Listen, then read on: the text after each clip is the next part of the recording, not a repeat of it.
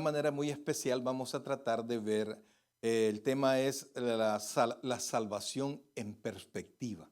Oiga bien, la salvación en perspectiva. Ya usted va a entender por qué. Vamos a tratar de ver cómo lo vio cada persona que actuó en esta porción de la palabra. Cómo se vio desde arriba, cómo lo vio el Señor, cómo lo vieron todas las personas que participaron. Vamos a pedirle al Señor que nos bendiga, pero vamos a ir al texto, por favor. Evangelio según San Juan, capítulo 4, de versículos del 1 en adelante. Vamos a leer hasta el versículo 9. Póngale mucha atención, por favor, a la lectura. Ahí está prácticamente la mitad del sermón. Capítulo 4 del Evangelio según San Juan, versículos del 1, vamos a leer hasta el 9. ¿Lo tenemos todos? Dice así la palabra del Señor. Cuando pues el Señor entendió que los fariseos habían oído decir, Jesús hace y bautiza más discípulos que Juan, aunque Jesús no bautizaba sino sus discípulos, salió de Judea y se fue otra vez a Galilea. Y le era necesario pasar por Samaria. Vino pues a una ciudad de Samaria llamada Sicar, junto a la heredad de Jacob, que Jacob dio a su hijo José. Y estaba allí el pozo de Jacob. Entonces Jesús, cansado del camino, se sentó así junto al pozo. Era como la hora sexta. Versículo 7. Vino una mujer de Samaria a sacar agua y Jesús le dijo, dame de beber, pues sus discípulos habían ido a la ciudad a comprar de comer. La mujer samaritana le dijo, ¿cómo tú, siendo judío, me pides a mí de beber, que soy mujer samaritana? Porque judíos y samaritanos no se tratan entre sí. Oh buen Dios y Padre nuestro, te suplicamos en el nombre de Jesucristo que nos hables ahora el corazón, Señor. Tenemos un sermón aquí puesto en frente de mí, Señor. Pero lo que queremos, Dios, es que tú nos hables al corazón. Depositamos en ti toda nuestra confianza, Señor. Todo nuestro entendimiento lo ponemos en tus manos, Señor. Háblanos, te lo suplicamos, Dios. En ti están puestas todas nuestras esperanzas. Ayúdanos a ver, Señor, a ver con tus ojos, a sentir a través de tu palabra, Señor, y esperar en ti, Señor. Háblanos, te lo suplicamos. En Cristo Jesús, nuestro Salvador, decimos todos, amén y amén. Pueden sentarse, por favor.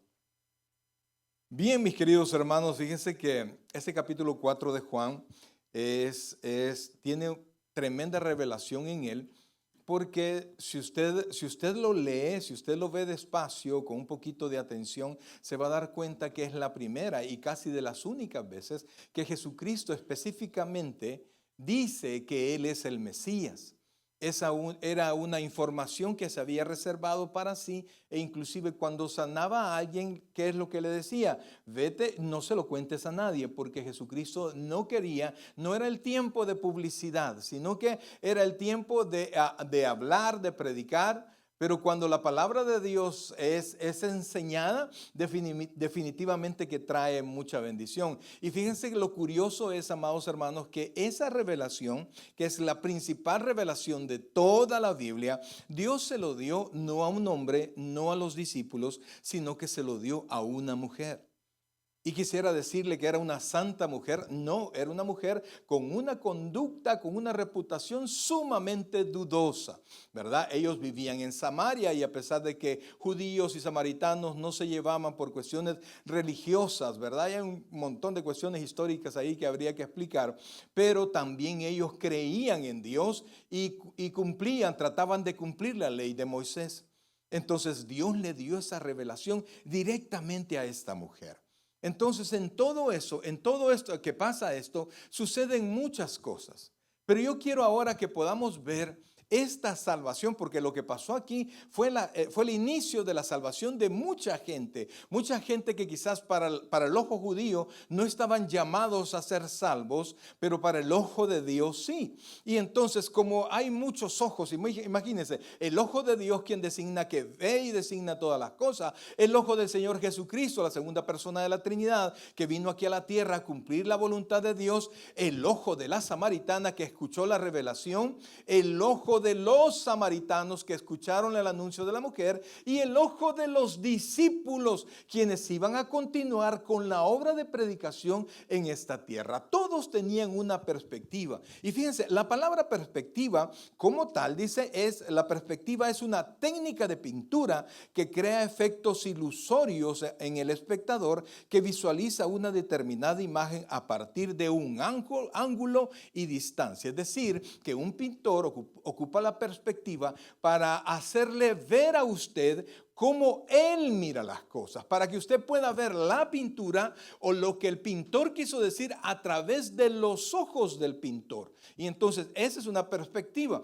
pero esa misma palabra se ha tomado para mostrar la manera de ver de cada uno de nosotros. Usted tiene su perspectiva de acuerdo a su cosmovisión, de acuerdo a todo lo que usted tiene a su alrededor, ¿verdad? Si usted está contento, amados hermanos, si usted se siente completo, usted tiene una perspectiva. Si usted vive molesto, vive en necesidad, vive no sé en qué situación, usted tiene otra perspectiva. Entonces, dependiendo de lo que nosotros tengamos adentro, el Señor Jesucristo dice que el ojo es la ventana del cuerpo, pero adentro, si nuestras tinieblas, si de lo que adentro tenemos tinieblas y si nuestros ojos son tinieblas, ¿cómo será? Y estas son palabras agregadas, lo podridos que llevamos adentro. Entonces, amados, porque Dios dijo que del corazón, de la abundancia del corazón, habla la boca. Entonces yo quiero que vayamos y veamos esta perspectiva. Y fíjense que quiero comenzar, mis queridos hermanos, con la perspectiva más importante. En este tiempo la perspectiva más importante para nuestra cultura es la perspectiva del hombre, principalmente la perspectiva personal. A mí me importa lo que a mí me importa, ¿verdad? Yo quiero lo que yo quiero, no lo que quiere otro. Y no me importa lo que otro piensa, yo pienso así y no me importa. Esa es la cultura de ahora. No hay, el respeto se hace a un lado, sino que cada quien tiene una perspectiva especial y mantiene su posición hasta que algo viene más fuerte de afuera y nos hace cambiar de pensar, ¿verdad? Y esto se viene porque la cultura actual no le tiene confianza a las instituciones. Después de muchos desencantos del hombre, muchos desencantos de las organizaciones, inclusive de las iglesias y de pastores, pues el hombre ya no confía más que en sí mismo. Entonces, pero no es esa la perspectiva más importante. La perspectiva más importante, por sobre todas, es la perspectiva de Dios. Escuchaba decir a un predicador la otra vez, no, cuando usted peca, Dios se entristece. ¿Está conmigo? ¿Cuántos estamos de acuerdo a eso? Dios sufre cuando nosotros pecamos. ¿Cuándo sufrimos nosotros? Cuando tenemos algún tipo de pérdida, ¿sí o no? De esa pérdida, nosotros de ese dolor pasamos al enojo muchas veces. Pasamos a la agresión porque hemos perdido algo. ¿Hemos qué? Perdido algo. Ahora, yo le quiero preguntar a usted, con usted, ¿qué gana Dios? Dios tiene una característica, y ponga atención a esto, que esta es teología pura. La característica es aceidad. Diga conmigo, aceidad. Dios es un Dios autosuficiente. Dios es un Dios que está completo. El apóstol Pablo le dice, no lo vamos a leer, pero ya en primera Timoteo capítulo 6, cuando habla ya cerrando la carta, le dice a Timoteo, al bienaventurado y solo soberano Dios. La palabra bienaventurado quiere decir feliz. O sea, nosotros tenemos, oiga y ponga atención a esto, porque de repente nosotros nos sentimos muy valiosos, demasiado valiosos, y que Dios nos necesita. Dios me necesita a mí. ¿Qué hará la iglesia sin mí? ¿Qué hará el mundo sin mí? ¿Qué hacen mis hijos sin mí? Quiero decirle, amados hermanos, usted puede tener todo el enojo con Dios, usted puede ignorar a Dios, pero Dios no pierde si usted se va. Dios pierde si usted renuncia a Él, mejor dicho. Dios está completo. Dios tiene todo lo que necesita para subsistir en sí mismo. Cuando nosotros glorificamos a Dios, Dios no aumenta su gloria. Él es increíble. Mire, es algo que nosotros no podemos describir. Faltan palabras para poder describir la gloria y la persona de Dios. El hombre en sí mismo cree que Dios necesita que le adoremos. Muchos, he oído predicadores que dicen, no, es que Dios quería en la soledad y de la eternidad, Dios necesitaba de alguien que le adore. Amados hermanos, mire, antes que nosotros existiéramos, Dios ya había creado todos los ángeles. Y si usted no lo cree, pues créanlo, los ángeles adoran mejor que nosotros. Los ángeles demuestran más obediencia a Dios que nosotros. Dios estaba, repito, estaba absolutamente completo. Si algo pierde Dios, ya no es el Dios perfecto que nosotros conocemos. Y entonces, ¿por qué Dios hizo al hombre? ¿Por qué se sentía solo? No, mi hermano.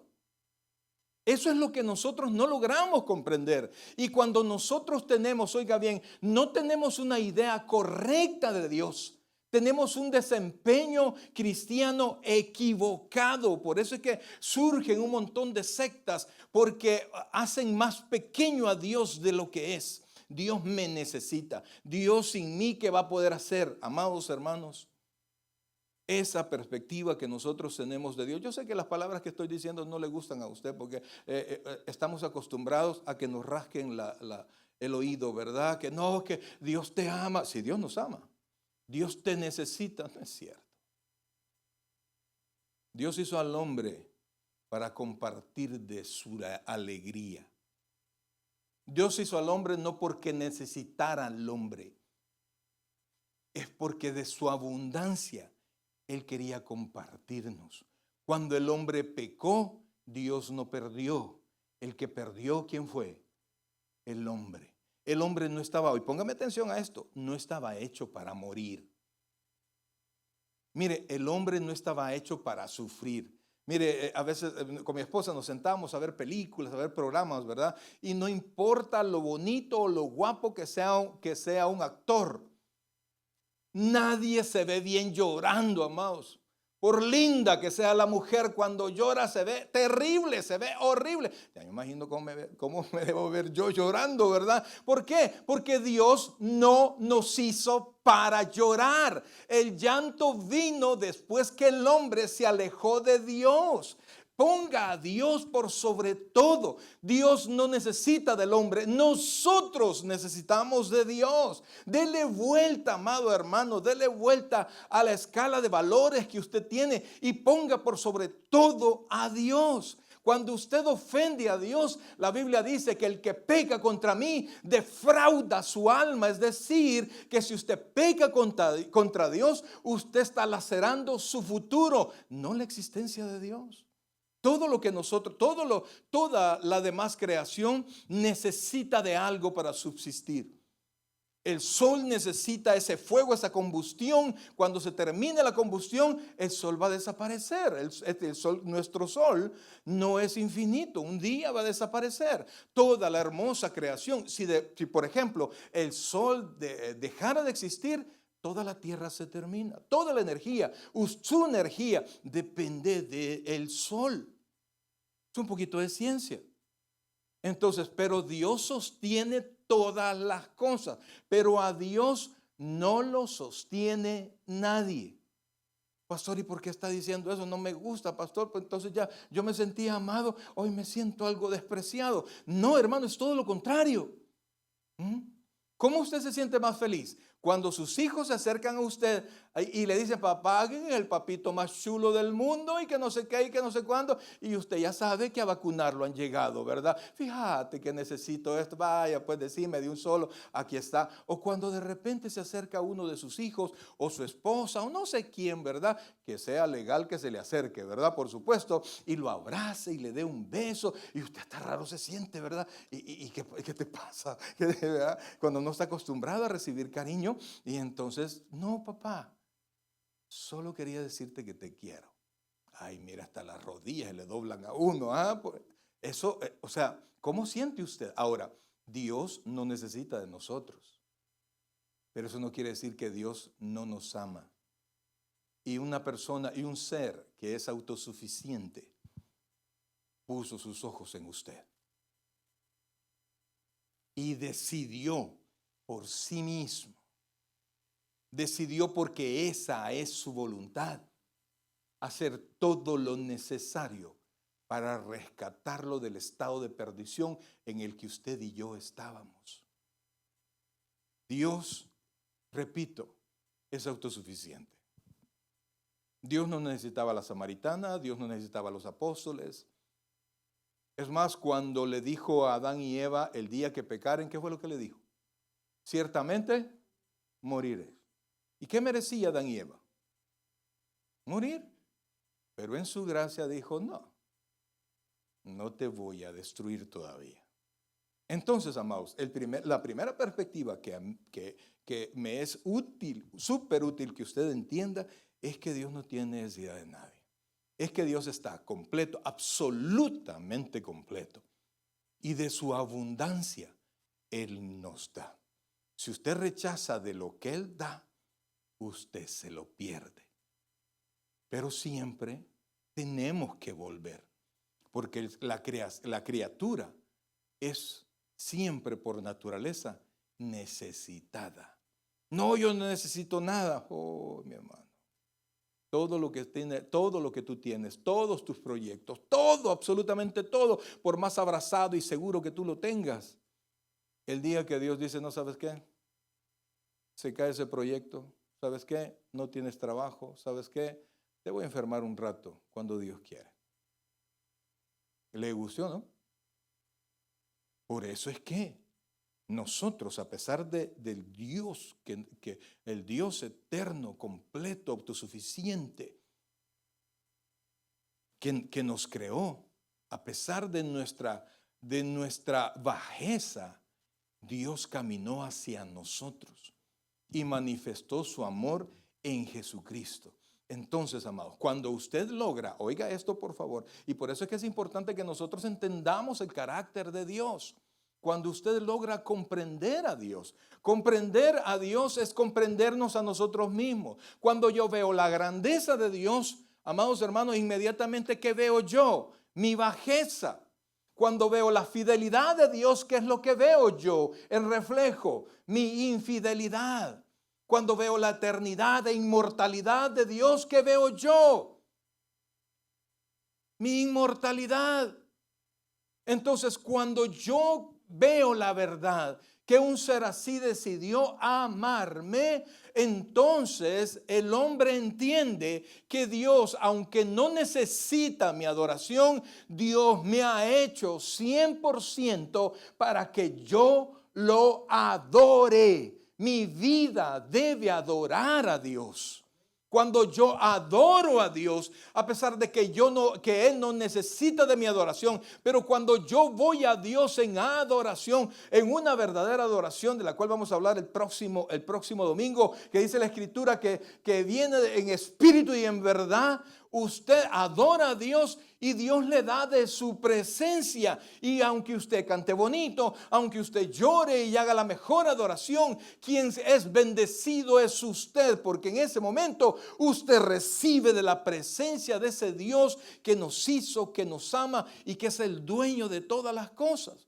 Entonces, amados hermanos, la respuesta, mire la combinación que voy a hacer, espiritualmente lógica de la creación es adorar a su creador. Los cielos cuentan la gloria de Dios, dice la Escritura. La tierra hace lo que tiene que hacer. Los pájaros alaban a Dios con su canto.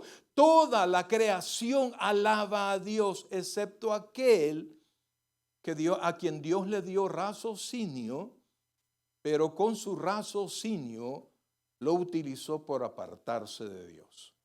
Dios pudo haberse quedado allí y habernos, imagínense, se recuerda en Edén, después que el hombre pecó, ¿cuál fue la actitud de Dios? Saquémoslo de Edén, porque cuando el hombre pecó, entró en un estado de corrupción física y espiritual, de degradación.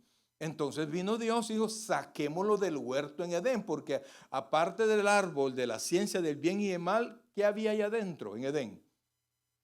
El árbol de la vida. Y entonces el Señor dijo, Saquémoslo de ahí, no vaya a ser que extienda su mano y coma del árbol de la vida. ¿Se puede imaginar una mente corrupta como la mente del hombre? Eterno, inmortal, sin esperanza de ser redimido. Entonces, el que lo haya sacado de Edén es parte del amor de Dios. Y Dios había ya establecido la manera como nosotros íbamos a ser redimidos a través por Dios. Entonces, yo quiero que vea eso, amados. Dios no nos necesita, pero Dios derrama su amor por nosotros. De tal manera amó Dios al mundo que ha dado a su Hijo unigénito para que todo aquel que en él crea no se pierda, mas tenga vida eterna. Amados, cuando usted decide cantar, no le está haciendo un favor a Dios. Cuando usted alaba a Dios, se está haciendo favor a usted. Cuando usted se presenta en oración a Dios, cuando usted decide ayunar y tener ese tiempo de 6 de la mañana, le vi, algunos se afligieron, de 6 a 7, con una hora, ¿verdad? De 6 a 6, el ayuno. Cuando usted participa, usted recibe de Dios. Dios no se beneficia con nuestro ayuno, somos nosotros los que nos capacitamos para enfrentar las pruebas. Entonces, amados, en respuesta a ese amor, oiga esto, en respuesta a ese amor, el hombre es bendecido con la presencia de Dios. Cuando el hombre se corrompió, cuando el hombre se alejó de Dios, el hombre comenzó literalmente a morir. Ahora, esa es la perspectiva de Dios. Fíjense que me adelanto. Cuando yo sé que todos conocen la historia el relato de la mujer samaritana. Y si no, lea la Biblia, hermano. Pero les voy a contar algo. Pero cuando el Señor se acercó a la mujer, le pidió agua, ¿sí? Le pidió de beber. Y entonces el Señor le dijo, ¿cómo tú siendo judío me pides a mí de beber? ¿Y cómo supo que era judío? Parecía judío, se vestía como judío y hablaba como judío. Y ellos no se repelían, se odiaban, amados. Así literal, se odiaban. Y entonces el Señor le dijo, si supieras, oiga esto por favor, si supieras el don de Dios. O sea que Dios mandó a Jesucristo con un don. ¿Con qué lo mandó? Con un don. Cuando decimos don, no es una persona, don fulano, ¿verdad? Sino que nos referimos a un regalo. Entonces el Señor Jesucristo le dijo, si supieras, oiga, si supieras el regalo que yo te traigo y si supieras el mensajero que Dios ha mandado a ti, no me darías de beber, sino que me pedirías a mí agua y yo te daría agua de vida. Entonces, amados hermanos, la perspectiva del Señor Jesucristo era, oiga esto por favor, oiga esto, la perspectiva de Jesucristo al estar aquí en la tierra era obedecer al Padre. Obedecer al Padre, traer el mensaje. Imagínense, volvamos al texto inicial, para que usted vea cómo nuestro Señor Jesucristo estaba pensando literalmente, estaba en su mente lo que tenía que hacer, la perspectiva del Señor. Vean lo que dice, estamos en Juan capítulo 4 y versículo 1.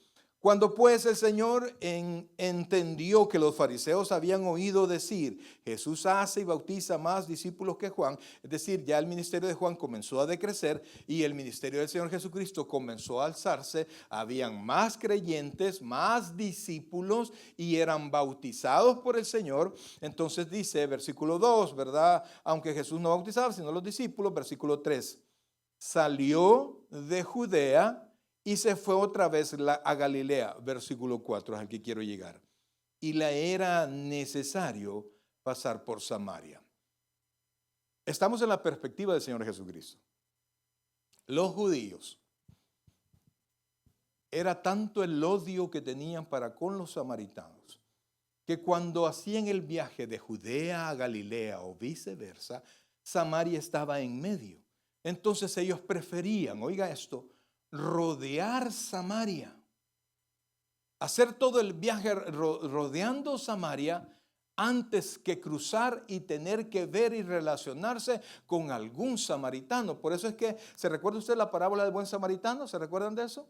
Lo que ahí se exalta es que primero un sacerdote, luego un levita, que eran por supuesto judíos, que vieron a esta persona que había sido atacada, prefirieron cuidar su integridad ceremonial y no tocar a alguien con sangre, y lo ignoraron. Pero cuando el samaritano, quien culturalmente era enemigo del judío, cuando el samaritano vio al judío herido, dice la escritura que fue movido a misericordia. Y entonces se comportó, lo tomó, ya conoce usted la historia, se lo llevó y le dijo a la persona que lo recibió: dale lo necesario, te dejo este dinero, dale lo necesario, y lo que necesites, lo que gastes, yo te lo voy a devolver. Entonces el Señor estaba haciendo la comparación de un samaritano, que judíos y samaritanos se odiaban en sí mismos, pero el Señor Jesucristo dice el versículo 4, mire, versículo 4,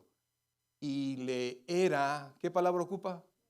Necesario. Pregunto yo, ¿era necesario pasar por Samaria? No era necesario. Los judíos rodeaban Samaria. ¿Pero por qué le era necesario? Porque Dios había hecho una cita. Oiga bien, porque así es como usted conoció al Señor. Dios había hecho una cita de Jesús con esta mujer samaritana.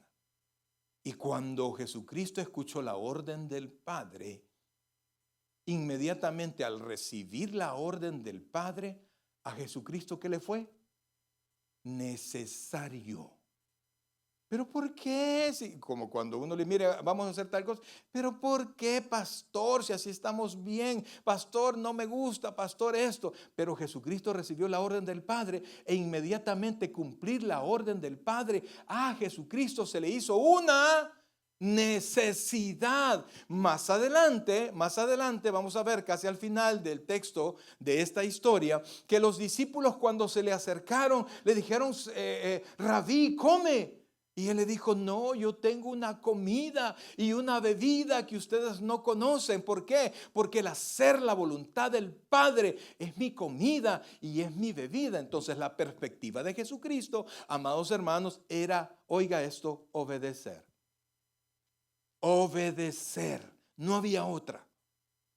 No había otra perspectiva. Jesucristo derramó amor, hizo muchos milagros, hizo muchas cosas, dio de comer primero a 5 y después a 4,000, y si contamos, pues fue primero a 20 y después a 16,000 personas, porque dice que fueron en el primer 5,000 personas con su familia, con promedio 4, esposa y 3 hijos. Entonces, él hizo mucho, pero su consigna era obedecer la voz del Padre.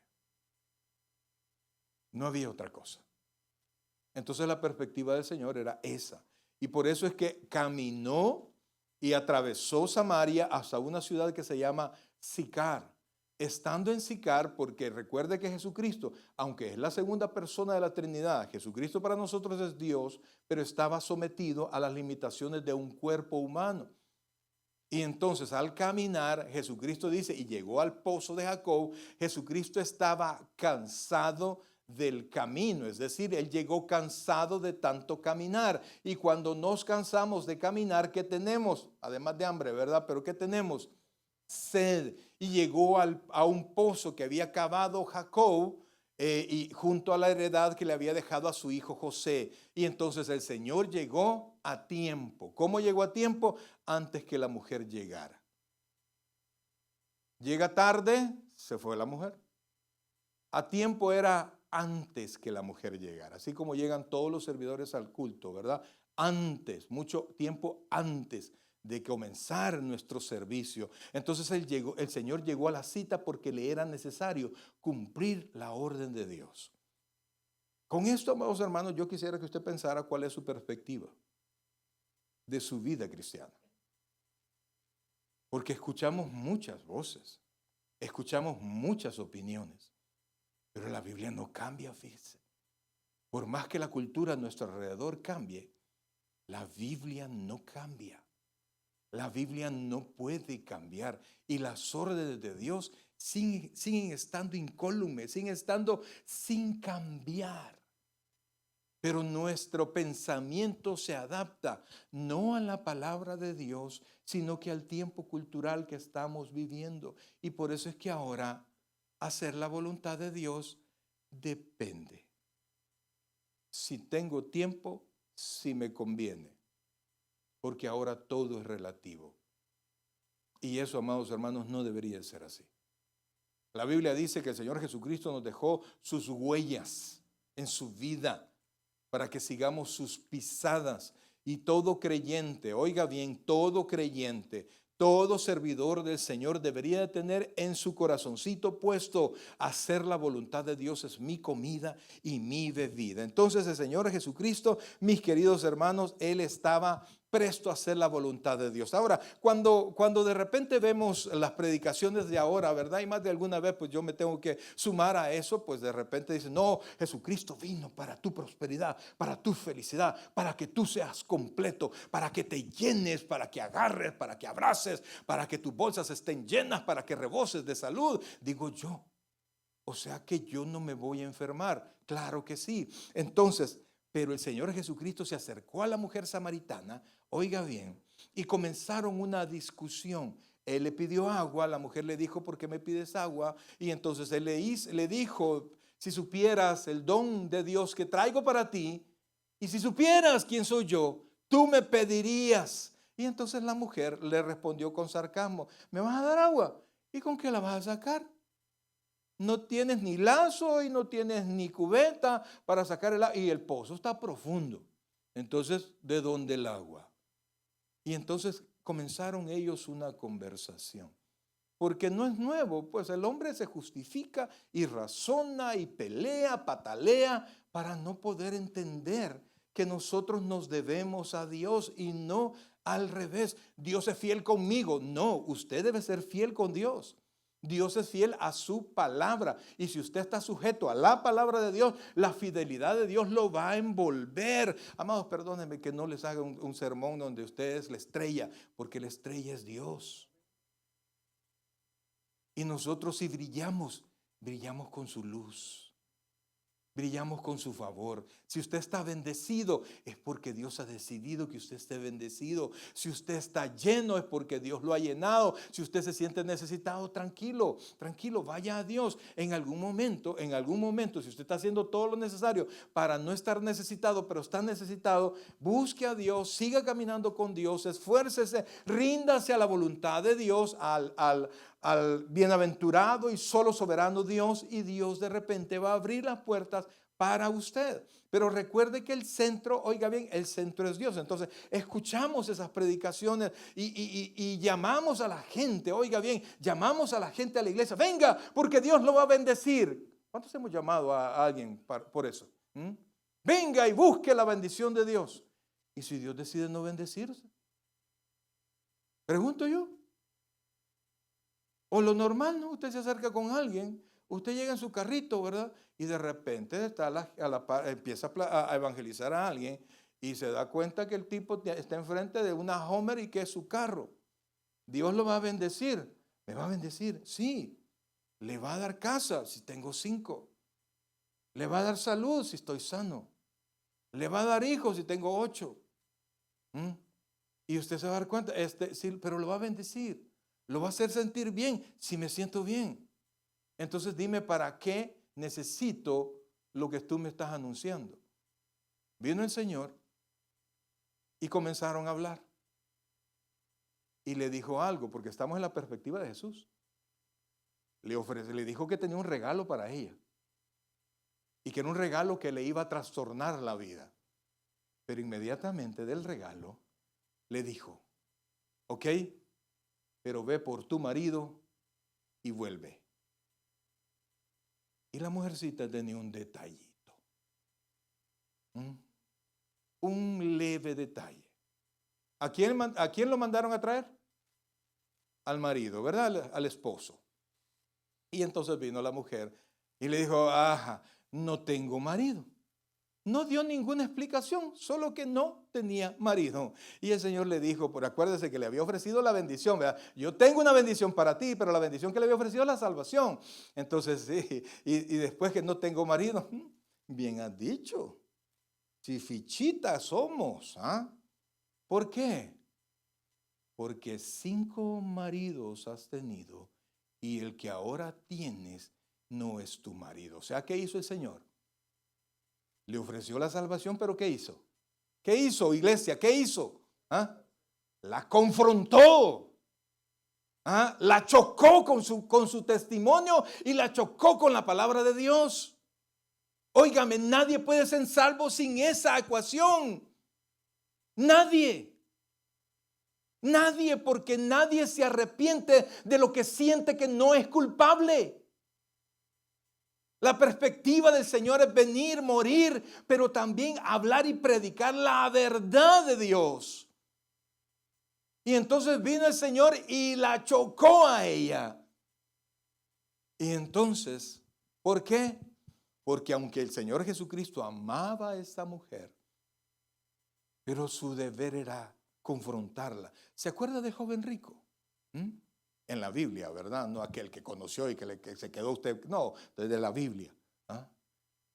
Que se acercó y le dijo, maestro, bueno, ¿qué haré para heredar la vida eterna? Oh, porque me llamas bueno? Bueno solo es Dios, le dijo. No, pero ¿qué tengo que hacer? Pues ahí están los mandamientos. Cúmplelos. Y todo eso hecho desde mi juventud. Y entonces el Señor no hizo como hacemos los pastores. ¡Ay, qué bueno, hermano! La iglesia es bendecida con su presencia. Pase, por favor, y siéntese. No. El Señor Jesucristo le dijo, ok, tú has cumplido toda la ley, has amado a Dios sobre todas las cosas, con toda tu alma, con toda tu mente, con todas tus fuerzas. Ok, vamos a ver. Agarra todas las cosas que tienes. Véndelo. Y ese dinero no lo metas al banco. Sino que, ¿qué? ¿Se acuerdan? ¿Qué le dijo? Dalo a los pobres y luego ven y sígueme. El Señor Jesucristo así en un ratito le mostró que ni siquiera el primer mandamiento era capaz de cumplir. Y entonces, ¿qué pasó con el muchacho? Se entristeció. ¿Por qué se entristeció? Porque sus riquezas eran muchísimas. ¿Y qué hizo? Triste se fue, porque su amor, ¿dónde estaba? En las riquezas. Usted no ve en la Biblia, no hermanito, no se preocupe, pues no se preocupe, la mitad venda, pues la tercera parte, la 10ª parte, aunque sea venda, pues para que se note el cambio. No. El Señor Jesucristo inmediatamente se dio la vuelta y vio a sus discípulos cuán difícil es a un rico entrar en el reino de Dios. O sea que a este muchacho, de igual manera, antes de ayudar a la salvación, acercarlo a la salvación, ¿qué hizo? Lo confrontó. ¿Cómo es que usted ha sido salvo, mi hermano? ¿No es cierto que el Señor ha tenido que en algún momento de nuestra vida restregarnos lo que somos, bajarnos de nuestra estrella y llevarnos al piso? Y una vez del piso, el Señor Jesucristo nos ha levantado. ¿Sí o no? Si no, no hay. ¿Por qué? Porque sin arrepentimiento no hay perdón de pecado. ¿Por qué le han de perdonar si usted no se ha arrepentido? Entonces Jesucristo confrontaba, hacía su labor, enseñaba la palabra, pero en la palabra de Dios hay una confrontación tan dura contra el pecado. Amados, mire, si usted va a la iglesia, estando en pecado, viviendo en pecado, pensando pecaminosamente, y usted no se siente mal, y usted sale contento, tanto así que impíos vienen a la iglesia y qué bonito estuvo el culto y se van alegres como vinieron, pero no ninguna señal de arrepentimiento, ninguna señal de confrontación. Créanme, el evangelio no ha sido predicado en ese lugar. Puede que no se quiera convertir, pero chocado por Cristo y su palabra debe ser. ¿Está conmigo, iglesia? Y no se ponga triste, que pecadores somos todos. Pero la gracia de Dios nos cubre, pero primero nos confronta. Entonces esa es la perspectiva del Señor. Ahora, ¿cuál era la perspectiva de la siguiente persona, amados hermanos? La siguiente persona, por supuesto, era la samaritana. ¿Verdad? Una persona como usted y como yo, todos tenemos nuestros pecadillos, ¿verdad? No queremos que nadie lo sepa, pero cuando vivimos en un lugar pequeño, toda la gente sabe nuestra historia. Ay, mire fulanito, ay, hoy. Una vez veníamos en un bus de la empresa, del gobierno donde trabajaba, y entonces, pues yo había tenido mi pasado, ¿verdad? Yo me acababa de convertir al Evangelio, quizás tenía 1 o 2 años de haberme convertido al Evangelio, y entonces nos trasladaban, para los que conocen San Salvador, de Ilopango, porque trabajamos allá en las oficinas de grandes contribuyentes de Ilopango, nos trasladaban hasta cerca de la iglesia, por cierto, ¿verdad? A la gasolinera que está, yo me bajaba ahí enfrente de la iglesia porque tenía que ir a clases de teología. Y entonces, cuando yo comencé a trabajar allí, yo era alcohólico. Íbamos a las fiestas de la oficina, yo tenía un pick-up allá. Y entonces, en las fiestas de la oficina, pues sobraba comida, pero recontrasobraba bebida de todo tipo. Y siempre llevaban barriles de cerveza. Pues entonces nosotros por 2 años consecutivos no habíamos perdido la cuenta y al final lo que hacían los compañeros, agarraban los 2 barriles, porque siempre sobraban 2 barriles, los agarraban y los ponían detrás del pica. Y entonces, Mario, vámonos. Así es que iba yo en mi pica con otro amigo a la par y detrás de mí como 10 carros siguiendo, o sea, teníamos un culto de adoración, ¿verdad? A los 2 barriles de cerveza. Ese era yo. Pero conocí al Señor y mi vida comenzó a cambiar. La mayoría de mis compañeros me conoció antes y después. Y entonces veníamos en el bus. Veníamos platicando, ¿verdad? Y yo como siempre hablando del Señor, tratando de evangelizar a aquel que me diera oportunidad. Y entonces estaba con un compañero hablándole, mira que el Señor, no, era una compañera, mira que no sé qué, y hablándole del Señor, tratando de presentarle la luz del Evangelio. Y entonces una compañera remetida, perdón, una que nos interrumpió, ¿verdad? Se asomó y me dijo, ay, sí, le dijo, porque usted hubiera conocido a Mario. Y entonces yo la volví a ver, sí, era borracho. Y yo solo allí. ¿Verdad, Mario? ¿Verdad que tomaba? ¿Y cómo tomaba? Y la la otra compañera que estaba a la par, es cierto, yo lo veía, cómo se llevaban las cervezas. Y yo, ¿verdad? Y yo hablándole del Señor. No, si eso era un show, como salían todos los carros detrás de Mario, se iban a las gasolineras. ¿Y usted cómo sabía? Le dije.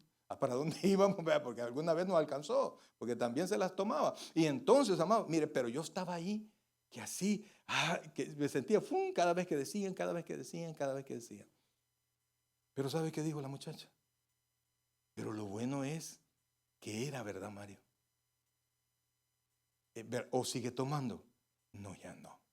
Y es como cuando uno lo va haciendo chiquito y de repente para arriba, amados. Oigan, esa es la historia nuestra. Y la samaritana tenía sus rollos también. Había tomado sus malas decisiones. 5 malas decisiones y la actual decisión tampoco había sido buena. Y entonces el Señor la confrontó. Sin embargo, con toda y la confrontación, el Señor no la descartó. La mujer se sentía discriminada. Eran tiempos difíciles, eran tiempos extremadamente religiosos. La mujer era discriminada por toda la ciudad donde ella vivía.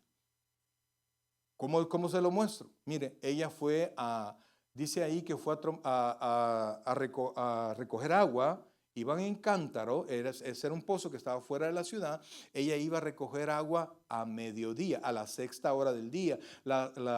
Se contaban desde las 6 de la mañana, entonces eran las 12 de mediodía. Y donde ellas estaban caminando era un calor y había un sol tremendo. ¿Por qué cree que ella llegaba a esa hora?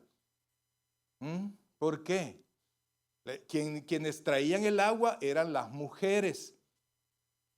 Entonces, para no toparse con las demás señoras dignas y ser enjuiciada y señalada por las demás. Entonces, era una mujer que definitivamente se sentía discriminada por su testimonio de vida, mas no por Dios. Y después que el Señor la confrontó, que le dijo el detalle de su vida, ¿verdad? 5 trabajos ha tenido y el trabajo que tiene ahora no es el tuyo, ¿verdad? Pues la mujer le dijo al Señor, me pareces que eres profeta, Señor. Y entonces comenzó lo que hacen todas las personas cuando usted les habla del Señor y de repente la palabra los comienza a confrontar. Entonces, ¿qué hacen los que no quieren convertirse? Y usted de repente les presenta la palabra, pero ¿qué es lo que hace? Ah, no, pero es que mira, eso de ser creyente yo tengo mis dudas, porque si comenzamos a hablar, hablemos de los pastores. Y entonces comienzan a hablar de los problemas que supuestamente se dan en todas las iglesias. Y yo conozco la vecina. Mi vecina es cristiana, de aquellas que se cubren la cabeza. Ay, pero le oyeras la lengua, la voz, la boquita que tiene cuando no están los hermanos. Y comienzan ellos a justificarse, como lo hizo usted, como lo hice yo, y empezar a atacar, a defenderse. Y entonces ella empezó a decir, bueno, ustedes dicen que en Jerusalén se debe adorar, pero nosotros lo hacemos en nuestra ciudad. Entonces, en los dos lugares habían un templo, eran diferentes los templos, pero estaban los dos templos. Entonces digo, pero hay un problema, pues. ¿Y quién va? ¿Dónde hay que adorar? Pero cuando venga el Mesías, oiga esto, cuando venga el Mesías, Él nos va a aclarar todas las cosas. Y entonces, ahí nos vemos entonces, ahí nos vamos a esperar lo que hacen siempre. O sea, ¿cuál es la verdadera religión? ¿Quién sabe? Le terminan diciendo, porque no quieren nada con Dios. Y entonces le dijo, cuando venga el Mesías, entonces Él nos va a aclarar todas las cosas. Y entonces inmediatamente el Señor le dijo algo que a nadie el Señor Jesucristo se lo dijo de esa manera. Si supieras que el Mesías soy yo. La mujer se quedó con la boca abierta. ¿Por qué? Porque el Mesías, a pesar de su pecado, no la había discriminado. El Señor Jesucristo dijo, yo no he venido por justos, sino por pecadores para llevarlos al arrepentimiento. Entonces la mujer se sintió amada, se sintió importante, porque ella era la receptora de la noticia más importante que el mundo ha tenido. Y entonces en ese momento se acercaron los discípulos y la mujer dejó su cántaro con agua y se fue corriendo a su ciudad. Oiga esto, cómo la mujer fue cambiando. Y una mujer de ese estilo, oiga bien, de ese estilo, de repente en su ciudad se volvió predicadora del evangelio y les gritó a todos, he encontrado a alguien que me ha dicho todo lo que he hecho en mi vida. No le dio vergüenza, porque había que declarar que había encontrado al hacedor de la vida. Y entonces le dijo a todo el pueblo, oiga esto, le dijo a todo el pueblo, ¿no será él el Cristo? Y entonces vea la perspectiva de esta mujer y cómo fue cambiando esta mujer. Luego, oiga bien, luego los que la oyeron, ¿cómo iban a creer la noticia viniendo de una persona así? Pero la gente sintió curiosidad. Quisiera que fuera conmigo al final de este texto, por favor, y vea. Oiga, estamos en el 4:26, por favor. Después que él le dijo, el 25, oiga eso, el 25, lo que dice el 25. Y le dijo la mujer, sé que ha de venir el Mesías llamado el Cristo. Cuando Él venga nos declarará todas las cosas, que nos vamos a quedar tranquilos hasta que venga el Cristo. Y entonces el Señor le dijo, Jesús le dijo, yo soy el que habla contigo. En esto vinieron sus discípulos y se maravillaron de que hablaba con una mujer. Sin embargo, ninguno dijo nada. Adelantémonos un poquito. Y entonces dice el siguiente versículo, el 28, entonces la mujer dejó su cántaro y fue a la ciudad y dijo a los hombres, venid, ver a un hombre que me ha dicho todo lo que he hecho, ¿no será este el Cristo? Entonces salieron de la ciudad y vinieron a él. Y entonces entramos a la perspectiva de los samaritanos. Y entonces, entre tanto, los discípulos le rogaban diciendo, Rabí, come. Vamos a saltarnos hasta el versículo 39. Y muchos de los samaritanos, de aquella ciudad, creyeron en él por la palabra de la mujer, que daba testimonio diciendo, me dijo todo lo que he hecho. 40. Entonces vinieron los samaritanos a él y le rogaron que se quedase con ellos, y se quedó allí 2 días. Imagínense que los que porque todo Israel, incluyendo Samaria, estaba esperando la venida del Mesías. Por palabras de una mujer impía, de un testimonio tremendo, les dijo, allí está el Mesías. Corrieron a buscarlo. Cuando lo encontraron, le rogaron que se quedara con ellos y Jesucristo se quedó 2 días. Y termina esto, oiga esto, dice versículo 41, y creyeron muchos más por la palabra de Dios y decían a la mujer, ya no creemos solamente por tu dicho, porque nosotros mismos hemos oído y sabemos, oiga esto por favor, que verdaderamente este es el Salvador del mundo, el Cristo, por testimonios de una mujer a la cual probablemente en otras circunstancias nadie le hubiese creído nada. Y mucha gente de ese lugar se convirtió. Ahora quiero que veamos en un par de minutos la perspectiva de los discípulos, porque los discípulos llegaron cuando el Señor Jesucristo acababa de hablar con la mujer. Y vean por favor lo que pasó. Entonces dijo, versículo 31, dice así, entre tanto los discípulos le rogaban diciendo, Rabí, come. Él les dijo, yo tengo una comida que comer que vosotros no sabéis. Entonces los discípulos decían unos a otros, ¿le habrán traído a alguien de comer? Jesús les dijo, mi comida es que haga la voluntad del que me envió y que acabe su obra. Versículo 35, ¿no decís vosotros, aún falta 4 meses para que llegue la siega? He aquí os digo, y eso va con usted, mi querido hermano, alzad vuestros ojos y mirad los campos, porque ya están blancos para la siega. Y el que siega, oiga esto, la orden era, es tiempo de hablar. Abra sus labios y hablen, como lo hizo la mujer samaritana. Por eso es que el pueblo respondió, porque era tiempo de siega. Y le dijo, el que siega, oiga esto, por favor, si usted no es ganador de alma, por favor, piénselo 2 veces y vuélvase ganador de almas. Dice, y el que siega recibe, ¿qué dice? Salario, y recoge fruto para vida eterna, para que el que dice, para que el que siembra goce juntamente con el que siega, porque en esto es verdadero el dicho, uno es el que siembra y el otro es el que siega. Ya os he enviado a cegar lo que vosotros no sembrasteis, otros labraron y vosotros habéis entrado en sus labores. Amados hermanos, los discípulos llegaron con un corazón religioso y dijeron, ¿y por qué se está hablando con una mujer? Pero iba más allá, porque está hablando con una samaritana. Pero el Señor les dijo, es tiempo de la siega, es tiempo de hablar. En los 2 días siguientes, los discípulos fueron testigos de la conversión de muchísima gente. ¿Porque llevaron cosas para regalar? No. ¿Porque presentaron un show? No. ¿Porque llevaron los mejores cantantes? No. Sino porque como es tiempo de la siega, es tiempo de abrir los labios y hablar. Esa, mi querido hermano, yo no sé si usted se ha convertido o no, yo creo que sí.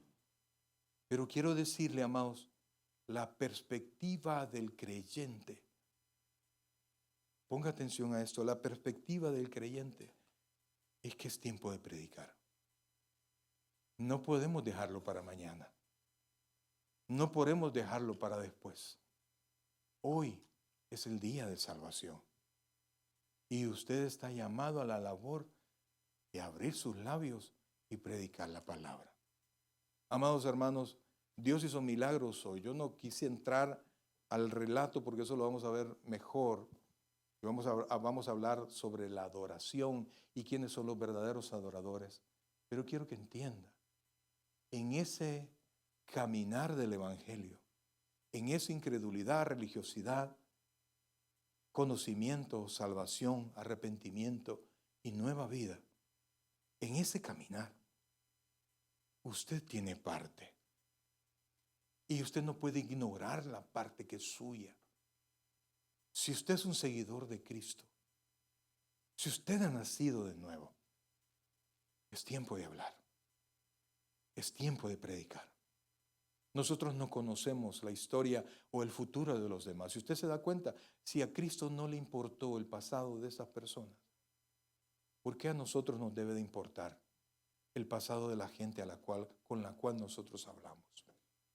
¿Por qué nosotros podemos considerar que es difícil que alguien se convierta? Si Jesucristo nos está mostrando, y mire que Jesús no hizo milagros, más que hablar la verdad del Evangelio, para que el corazón de aquellos que le escuchen tengan la oportunidad de decir a Cristo sí o decir a Cristo no. La respuesta de ellos ya no es nuestro negocio. Mi negocio llega cuando yo le digo a alguien, ¿conoces a Jesús? Cuando lo llamamos a alguien a que se arrepienta de sus pecados y que le entregue su corazón al Señor. Iglesia, pongámonos en pie, por favor.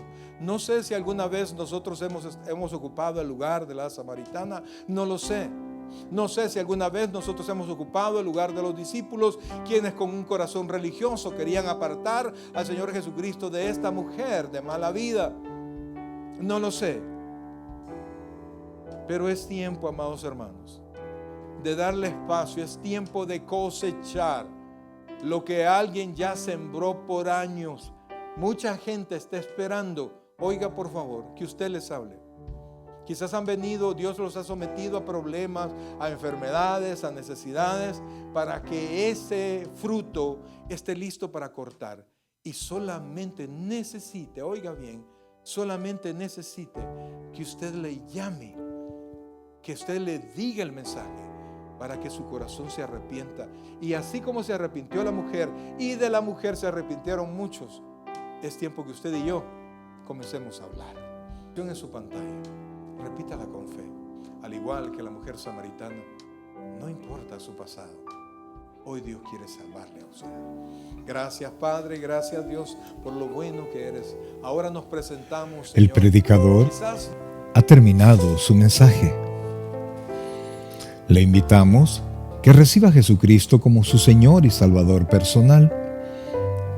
Invóquelo de la siguiente manera: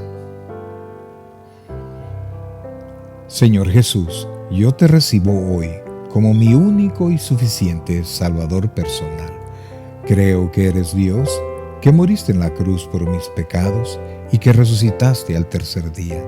Me arrepiento, soy pecador, perdóname, Señor. Salva mi alma hoy, para cuando yo muera pueda estar en tu presencia por siempre. En Cristo Jesús, mi Salvador. Amén. Bienvenido a la familia del Señor. Le invitamos, se congregue con nosotros en nuestra iglesia, Tabernáculo Bíblico Bautista Amigos de Israel, Richmond, California, ubicada en 2685 calle número 20, San Pablo, California, 94806. En nuestros servicios presenciales, los días domingo a las 6 de la tarde y viernes a las 7 de la noche. Y en nuestro estudio bíblico en línea los días miércoles a partir de las 7 p.m. a través de Facebook Live. Te invitamos, visites nuestro canal de YouTube, Tabernáculo Richmond, California. Muchas gracias por conectarte con nosotros y que el Señor te bendiga.